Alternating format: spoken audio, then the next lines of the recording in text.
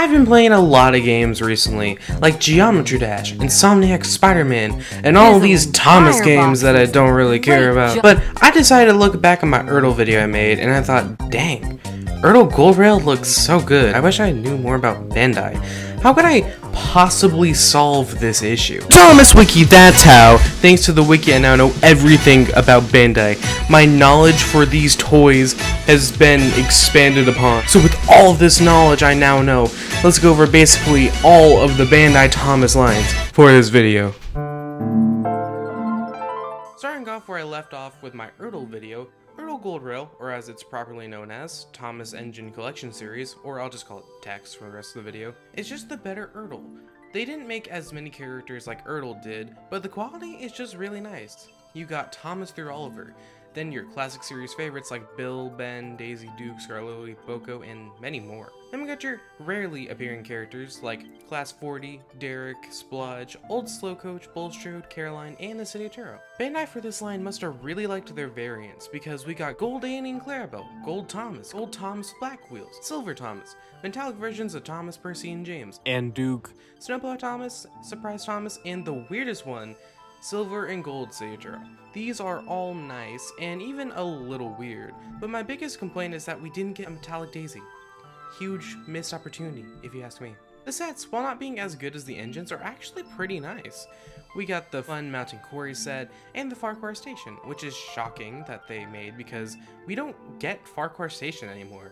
We got this Cranky Cargo set, which looks really fun, Thomas Station, and the Sodor Shipping set. Mattel, take notes here. This is what we like. We like busy sets that feel industrial, not just some random feel to nothing.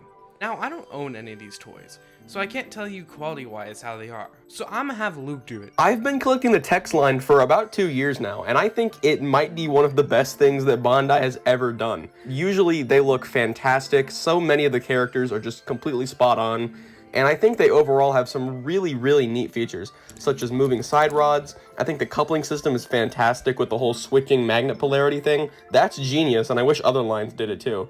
And not to mention, there's a fantastic character variety. I think everything honestly lines up pretty proportionally as well. Tex also made some really cool special edition items, such as like gold and silver versions of Thomas. And speaking of gold and silver, there's also City of Truro for some reason, because, you know, why not?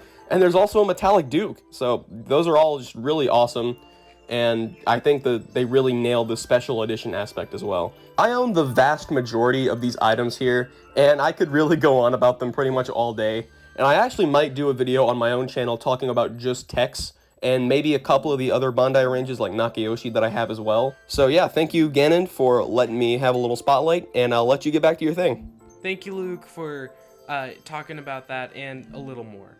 But for me, looks-wise, I really do appreciate these. Most of them, anyway. Most of them. Yeah, I think it's time to address some of the bad stuff with this line. Well, most of these are just great. They sure had their misses. Like, what is Bulstrode here? This is just off. And what is going on with Duck? His model is fine, just these color choices are just wrong. Oliver's gold rail above his smoke box, while being a neat idea, just does not work here, and it pops out way too much. What's up with this breakdown crane here? Like, how could have they gotten the colors any more wrong? But the worst one of them all, the one that you would need to get right, are the old coaches. This just isn't it. Imagine you're paying for a ticket on like a train ride, and then these show up. Like, I'm not paying for that. Now, back to some positives. Diesel 10 is so cool. Look at Pinchy, and Diesel 10 himself just looks awesome. Jack is also really nice here, and this line had Sir Tom Hatt's lame yellow car, but they also gave us the iconic blue car, so I'm pretty cool with the yellow one. Gotta love the combo for the post fan on this low loader with both of them being almost the same shade of red. I don't know why, it's just really funny. There aren't any prototypes worth mentioning, is what I would say if we didn't get to see Henry in his old shape. It's cool, but I'm pretty sure it was just Henry reusing Gordon's model, but it's neat that we got to see what that could have been. That's it for Tex, or Thomas Engine Collection series. Overall, it's a very solid line, and a great one to collect. Mini Diecast Collection is a line that was only sold in gacha vending machines. They are small and squished. Their wheels don't move because they are pretty tiny. We got basically the same lineup that Tex gave us, but with Harvey, Salty, Elizabeth, Emily, Murdoch, Arthur, Fergus, and these Christmas hat versions of Thomas through Percy. Now these toys being somewhat small and having squished proportions, it looks really off. With these weird proportions, it just might not appeal to some, and I totally understand. Weirdly enough though, with these squished proportions, they were actually really clever with some of them. Duncan, Peter Sam, Sir Handel, and Duke all look great. Unlike Emily, the tender for Duke is really nice size, and somehow they made the narrow gauge engines have coaches connected to the body, and actually making it look good. We even got a solid Sttar hat figure out of this, and it has a good looking car. Scaling is just really off for this line, which doesn't come as a surprise. The trucks are really tall, the tenders are off, and just poor Emily. They did you dirty. But this wasn't trying to be the greatest scaling, and that's fine. It wasn't a serious line, and they probably just expected kids to get like 3 or 5 of these things max, so it wouldn't have mattered if their wheels wouldn't roll or if they were all in scale, because this wasn't like a mainstream line. Overall, this line is pretty fine. Pocket Fantasy to me is an okay Thomas toy line. Now Bandai has made a lot of lines that are like Pocket Fantasy, just being smaller toys with a decent amount of characters. But dang, this line just feels cheap in comparison to the other ones. It's not the worst, it's just disappointing because I know they can do better. The proportions go from okay to how is it this bad? Rusty's face looks like a villain, but yeah, you got your actual good ones here too, like Hero and Diesel 10 and Mavis. Variants wise, we got Snowplow Thomas, Clear Thomas, and Jack Frost Percy. Except for variants, which they're fine because I see these as extras anyway. They got sets here, which are actually really cool. This Cargo Harbor one looks really fun. The Hill Chase is actually pretty creative. The DX Twin Lift Coaster looks like it could be a ton of fun. At least we got sets for these, unlike Mini Diecast Collection. I think that overall this line is just okay. But besides the characters and sets that you can't get in other lines, I just don't really see why you would choose this line to collect over other ones that are just better. I'm sorry, Pocket Fantasy fans. I'm sure there's some of you out there watching this, but I just personally don't get the appeal.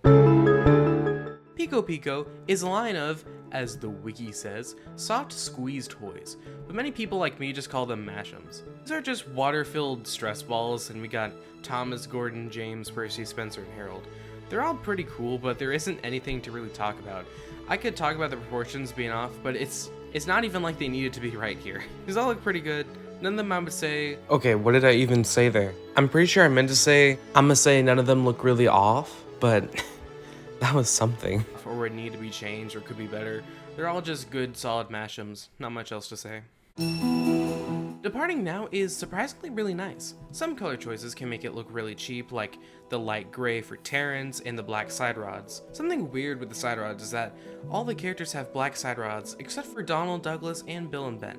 I guess you just gotta be a twin to have white side rods. We got a human character for this that isn't Straw Hat or a bodyguard, and it's Farmer Finney. I had to look it up because I didn't know who in the world this was, and he is Terrence's driver. The only farmer I care about in Thomas' Friends is Farmer Colette. That guy's just very interesting, but Farmer Finney was neat to learn about. Another thing about Departing Now is that these are absolutely massive. I don't get why they're this massive, but it's definitely branching out for Bandai with them making just a ton of smaller toys. The cool thing about these toys is that we have engines 1 through 6 that have interchangeable faces.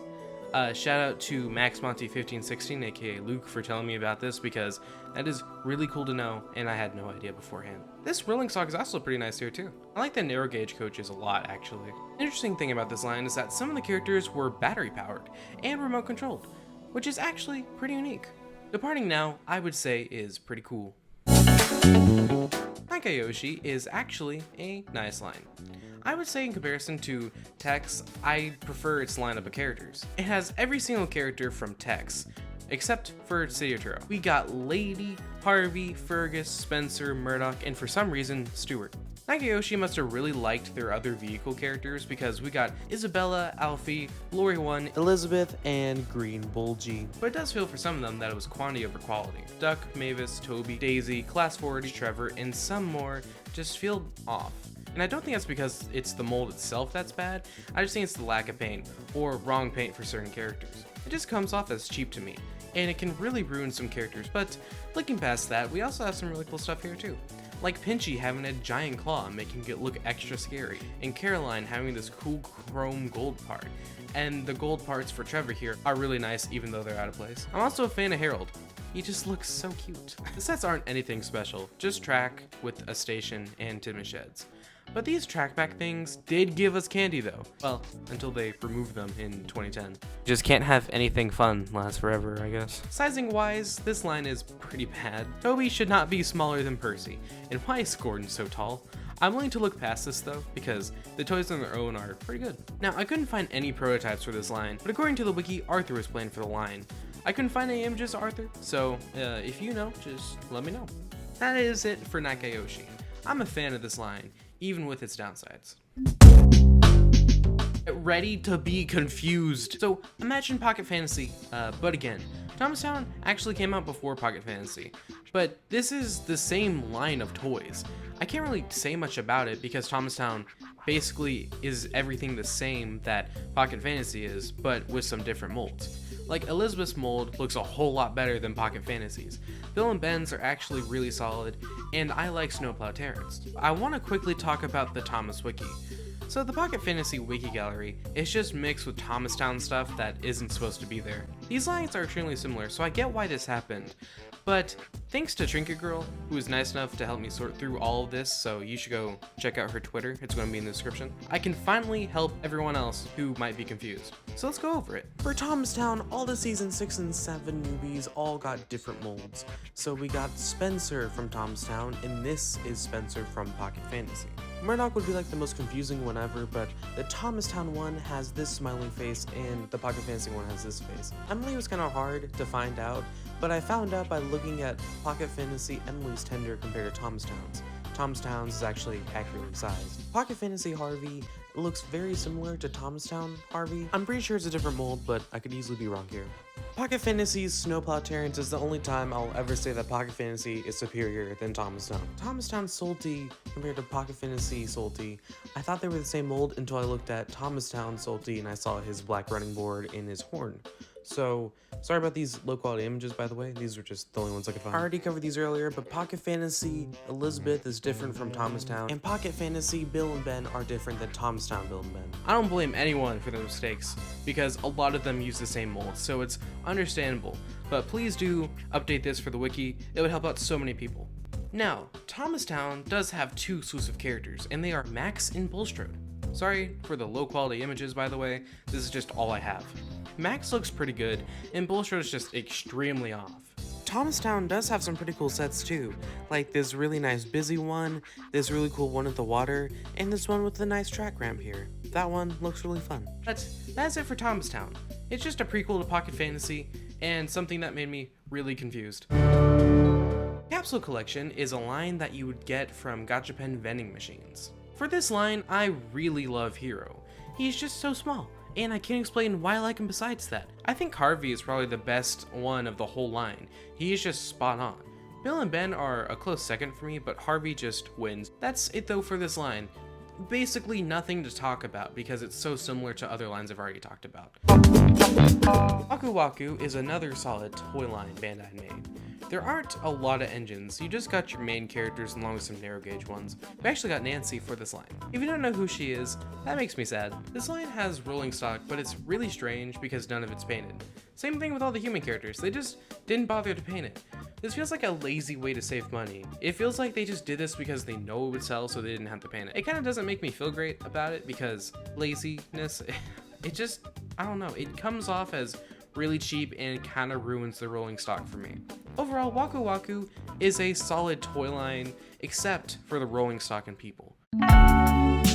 Woody Capsule series is the last Bandai line I'm going to talk about for this video, and I think it's pretty interesting. This line is a wood toy line. These all look so off, but that's why I like them. I find it weird. With the giant wheels and the small bodies, it just makes me look at this and go, huh, cool. All these characters aren't anywhere close to looking like what they should.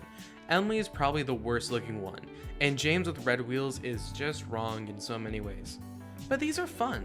These aren't like anything meant to be super like mainstream toy line. There barely is anything about them. I enjoy this one-off thing, and I like it because it's kind of cursed. But that is it for this video. It was really fun learning about all these toy lines. With most of them, I never heard about before, but for the ones I covered, I have learned that Bandai makes mostly good toys, with some of them being bad. That's all for me though, and if you want to support the channel, subscribing is nice. Thank you for sticking around to the end. Goodbye everyone.